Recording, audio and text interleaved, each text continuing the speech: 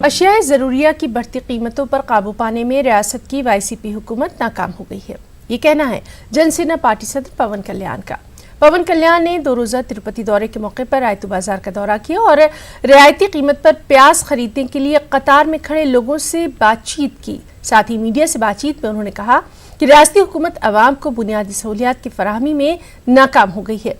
पवन कल्याण ने कहा कि रेत के लिए अवाम ने जो परेशानियां झेली, अब प्याज के लिए भी अवाम को ऐसे ही परेशानियों का सामना है।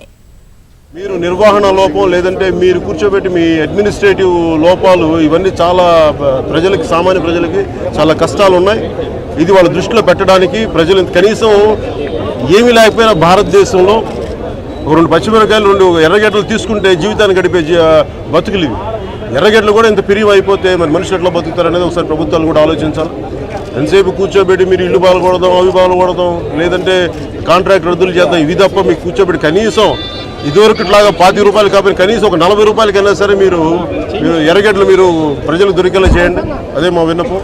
ప్రజల తప్పులు జరిగిన ఏదైనా పెట్టా సర్దుకొని ముందు భవిష్యత్ ప్రణాళిక ఎలా ఉంటుందో చెప్పండి. కానీ ఎంతసేపు మీరు చేయలేని మీ కెపాసిటీ లేదా మీకు సమర్థత లేదా మీరు తప్పుకోండి. తిరిగి ఎన్నికలు పెట్టండి.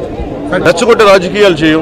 నిజంగా ప్రజలకు అవసరం వచ్చి నిజంగా ఇలాగే ఎర్రగడ్డలు కూడా ఇంకా ఇబ్బంది అయిపోయి భవిష్యత్తులో మొన్న మనకి ఇసుక కొరతకి ఎంత ఇబ్బంది అయ్యిందో అలాంటి పరిస్థితులు అందరూ వినియోగదారులు అందరూ వచ్చినప్పుడు ఖచ్చితంగా దీన్ని ముందుకు తీసుకుపోయే ఆలోచనే ఉంది.